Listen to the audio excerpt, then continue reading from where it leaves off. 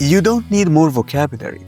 Actually, you need fewer words, but the right ones. Have you ever studied a ton of Arabic words but still freezed when trying to speak? The problem isn't your memory, it's your method. Most people learn Egyptian Arabic backward. They memorize words instead of learning to use them. Memorizing random words doesn't help you speak.